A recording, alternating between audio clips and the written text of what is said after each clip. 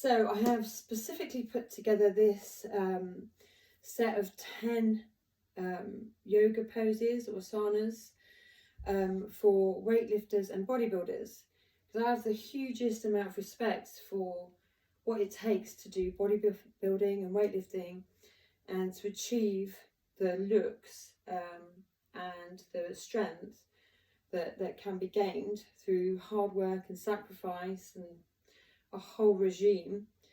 But what many people say to me who do those things, bodybuilding and weightlifting, is they lack flexibility. Now, one of the most important things with any exercise, but particularly bodybuilding and weightlifting, is to have range of motion. That way you are supporting your joints and you're getting flexibility and mobility, and that is going to give you the edge in any sport, but particularly in those when you are potentially lifting things which could damage you. So to improve your range of mobility is vitally important. And so if you can incorporate these 10 relatively basic yoga asanas or stretches into your routine, then it'll be highly beneficial. So we're going to start off with a warm-up that is kind of like from martial arts and Kundalini, and has been advised by a very good friend of mine as one of the best warm-ups and shoulder openers and exercises for the core and thighs that you can do. So we're going to warm up with that, and so I'm going to do it this way around. We're going to come into horse stance. Let me see. Horse stance, the knees aren't tracking over the toes. It's like a squat, and the body is upright. You're pulling up on the core, knitting in the ribs, and using your abdomen strength and your glute strength to hold in this position. The arms are going to come up, one behind the head, one at the back. We don't need to touch them, but we're going to alternate arms, just opening up the shoulders and putting some heat in the core, in the shoulders, in the glutes and in the thighs, ready for the stretching that we're about to do.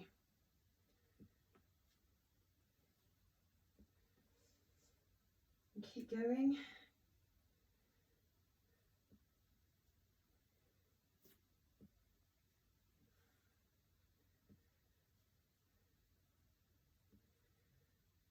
Five more.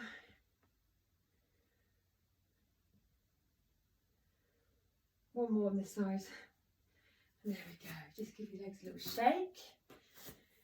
I'm feeling a lot warmer. The next one is a Kundalini practice. It's called froggy poses. We're going to aim for doing 26.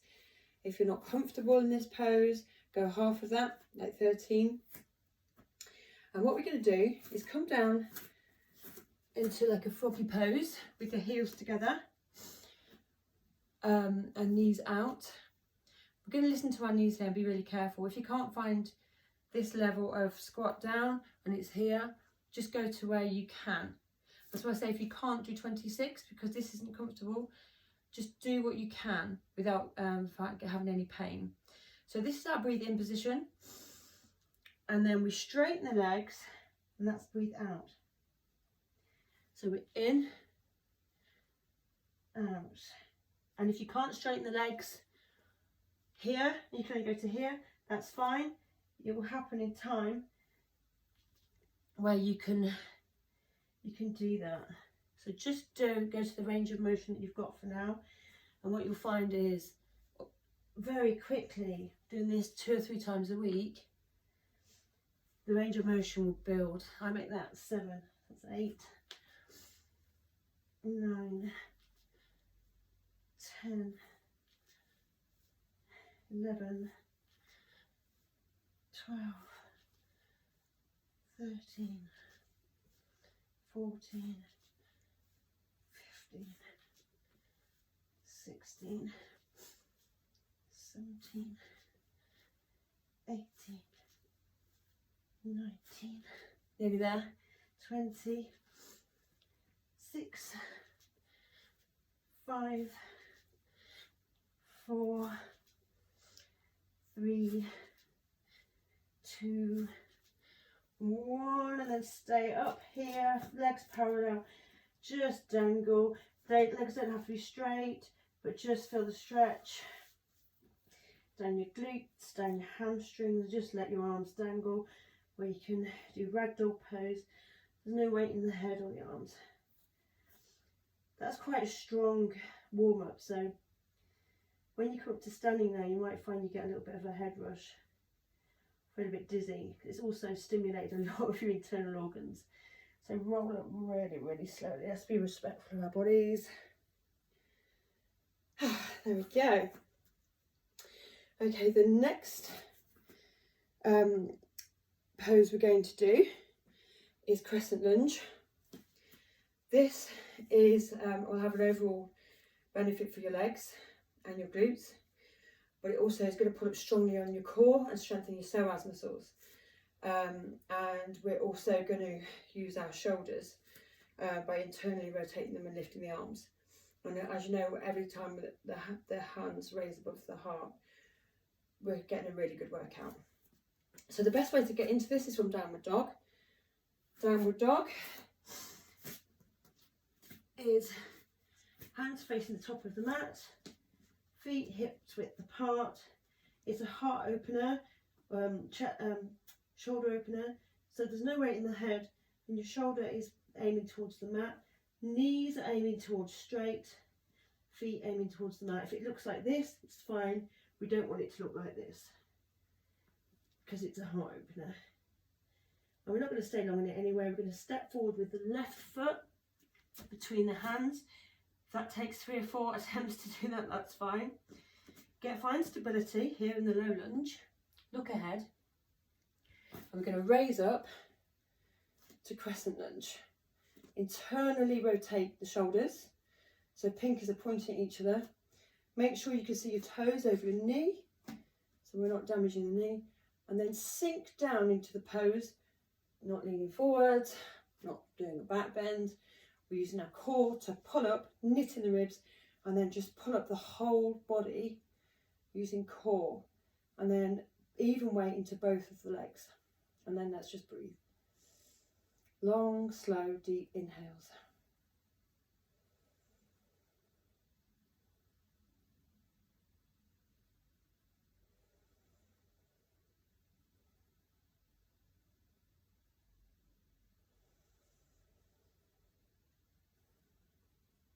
Last breath in here. And the out breath, we're going to come back to downward dog. Step back. Just walk that out a bit, pedal out the legs. And we'll go straight to the other side. So right foot comes between the hands. Look ahead. Find stability in the low lunge. And then using your core, raise up. Bring the arms up. Internally rotate the fingers, the shoulders, so your pinkies are to look at each other. Make sure your knee isn't tracking over your feet. And then breathe. Again, knit the ribs in, pull up on the core. So you're using core strength to keep stability. And then even weight into both the legs. And then breathe in and out slowly through the nose.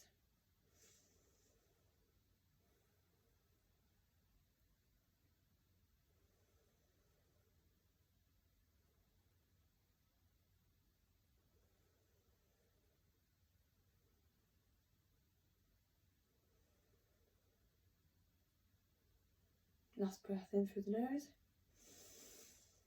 With the out breath, come back to downward dog. And again, just stretch out the legs. Walk out the dog. Come down to your knees.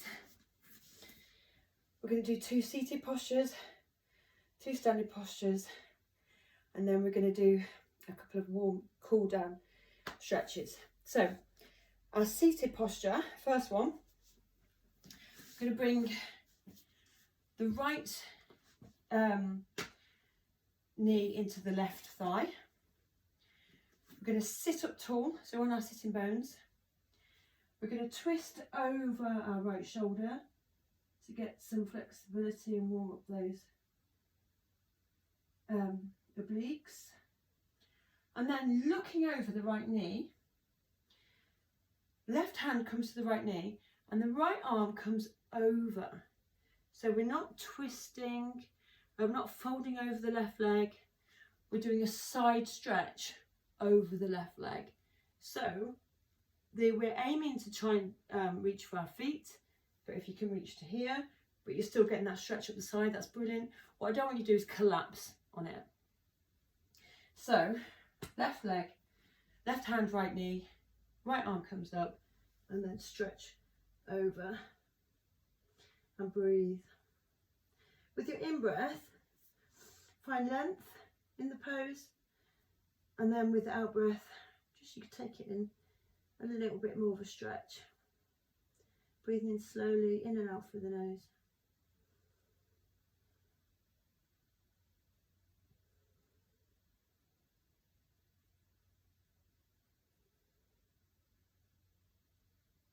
And if it only literally looks like a few inches, that's fine as long as your body's working. So come up, we're going to counter twist to the left and the right, and then we're going to change legs. Left foot comes into right thigh, counter twist, all the obliques, and then keeping the right hand on the left knee. Bring the left arm up over the head, keeping everything in line and lean over to the side, keeping integrity, so it's definitely a side stretch, not collapse. And then try and work towards that foot. So you're peeking out into your arm, but making sure that stretch stays in the side.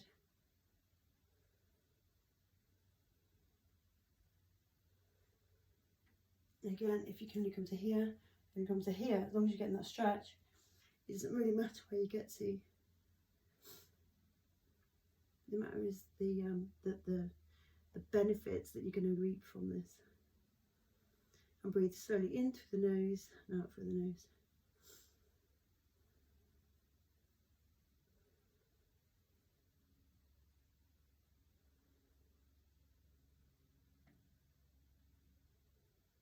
And come back up. Count, twist.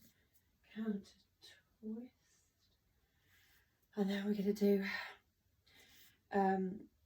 going to do a half pigeon, and it's it's not always the most comfortable pose.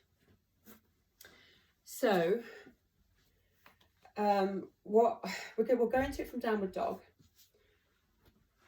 again, but I'm going to talk you through it slowly because you need to listen to your knees. If you've had anything wrong with your knees, then I'll show you how to do reclined half pigeon. But if your knees are fine, or I would try and do this anyway, as long as the pains aren't sharp in your knees or you've had a knee injury. So coming to downward dog, and then our left knee is going to come to our left thumb. And our back leg straightens out along the mat. Okay, this foot, try not to sickle it or do anything weird with it. And for now, keep it pulled in at this angle next to the body. The hips are straight, so we're not opening out or leaning over to one side. The hips are in alignment. Okay, so you can either stay here and breathe and feel the stretch in the glute and the compression in the hip and the hip opening, or you can come down onto your elbows, or you can do that with a block or with a blanket. And when you feel really comfortable, you can come all the way down onto your elbows to really get that compression. But if you do have pain in your knees, like sharp pain, then ease off, come up to here, or we can do option B, which is a reclined pigeon. So reclined pigeon, we're on our backs, that same leg, the right leg, left leg will come over the right knee, and you can either hold behind the right thigh or ideally the right shin and pull that in. So you're still getting the same exercise, but you don't have the body weight on it. It's still really nice. I still use this quite often. Okay, we're going to do it on the other leg. So we'll come back into downward dog. And this time, when we find our dog, we're going to bring the right knee to the right thumb. And then left leg stretches long along the mat. Hips are in alignment, both facing the front of the room. And you can either stay up here like this, or you can come down onto a block or a mat or a blanket. And when you feel comfortable, you can come all the way down onto your hands or whatever you choose to come down onto. And then just breathe, long, slow breathing.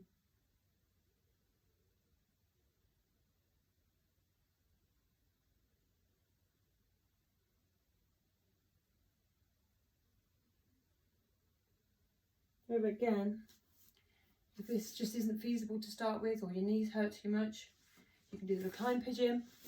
So you would come down to your back, the right foot goes over the left knee, and you can either pull up through on the back of your thigh or on the shin and pull that into the body. Trying to keep the back, the lower back, towards the floor, so you get the full benefit of the hip opener and the glute stretch.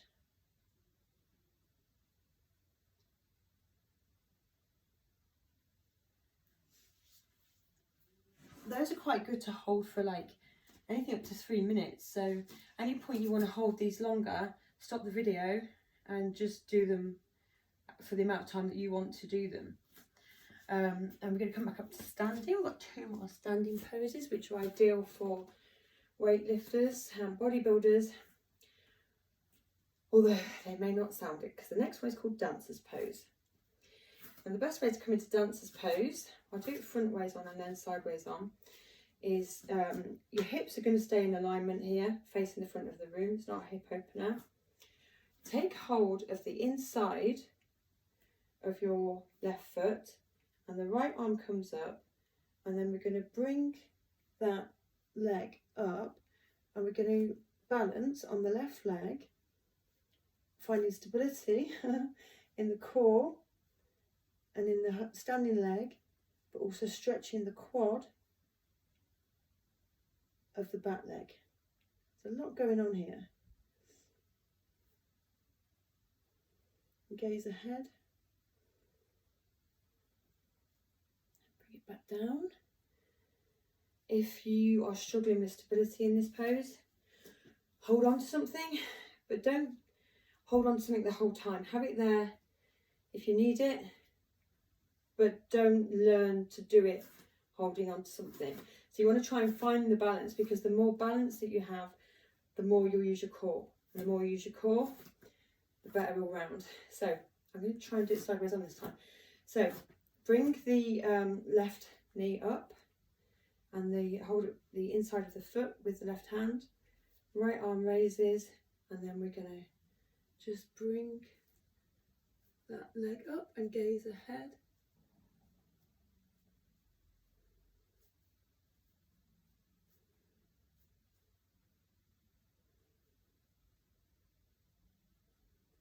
And bring it back down. Great. These all take a lot of work, but they're really, really super beneficial for core and strengthening the psoas, the glutes, and the quads and the hamstrings, and for lengthening them and giving them stability and supporting your knees and your joints and your hip joints. So don't be too put off by how accessible they are to start with. Just keep plugging on with it. The next one is half splits, which again sounds standing splits, which again sounds quite terrifying. It's not too bad. So from standing, I get into this again. Our hips are facing the top of the room. It's not a hip opener. At no point is my hips opening so I can get more range of movement. Big toes to touch. I'm going to bring up that right knee. Hands are going to come down towards the mat. And you begin to straighten the right knee, and the head comes towards the knee. Use the glute to straighten the leg. And then with both hands down to start with is fine. Eventually, if you can find a bind, and then you can find a little bit more. Perfect. If for now it looks like this, absolutely fine. Just keep going until you can, or just go to where you can, because even if your legs only just come off the floor and you're just reaching the floor with your hands, you're still doing the same. You're still getting the same benefits. Don't hold it for too long because it is a strong inversion. 4 or 5 breaths, and maybe repeat it rather than hold it for a long time. Let's do that on the other foot. So the right knee is going to come up this time. The hands come towards the mat, and then we straighten out that, left knee, Point the foot, use the quads to straighten the leg, and when you're ready you can do the bind, pull it in, and just hold it. Again, 2 hands down is fine.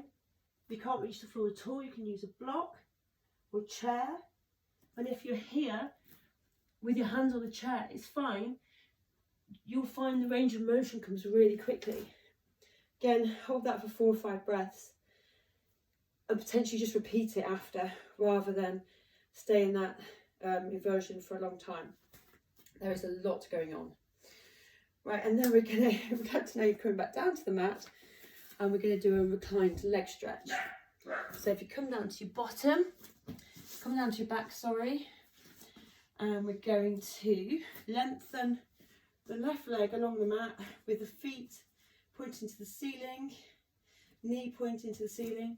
Bring the right leg into the chest. You can put a strap around your leg. You can hold on to behind the knee. Don't hold on to the knee itself, but behind the thigh or the ankle. I would use a strap if I couldn't reach my foot, and then pull it into the chest. So just bring it in to where it's comfortable. Using a strap, use the quad strength in the other leg and your core strength to keep the other leg flat along the floor and your bottom flat to the floor. Try and, if you can, pull the ribs down so your back is flat completely on the floor, rather than doing a back bend.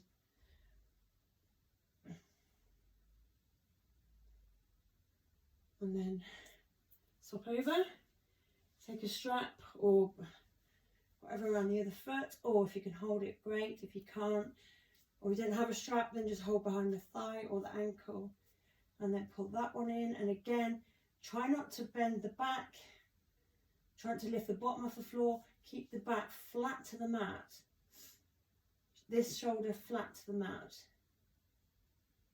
So everything is essentially working, and the quad strength in this leg is keeping that leg nice and flat along the floor.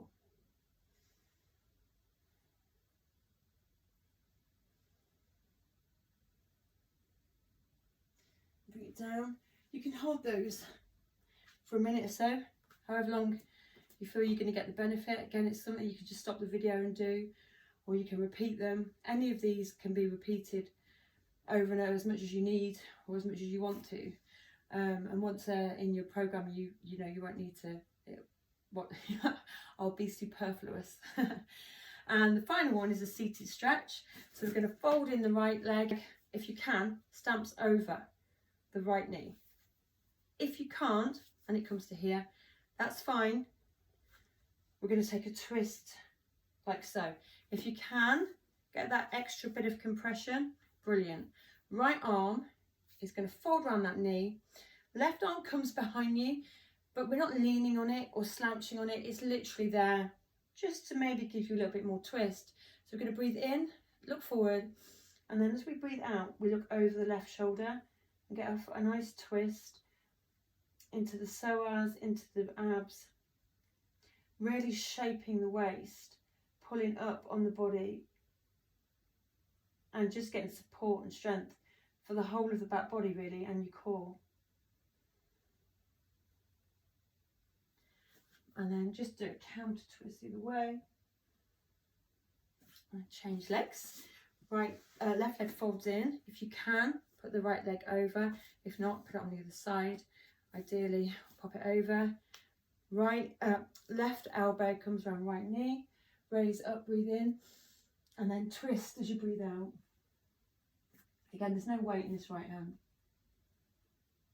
Just literally there for support. And that way, all the work is happening in your core.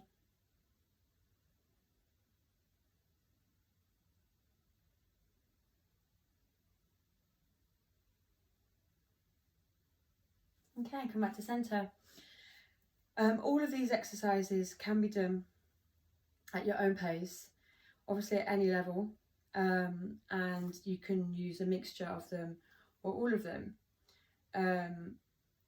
If you have any questions about any more further details, either message me on here or go to my Insta or my website, and I'll be happy to, or you have any more requests for videos, then I'll be happy to do those. Okay, thank you for practicing with me. Namaste.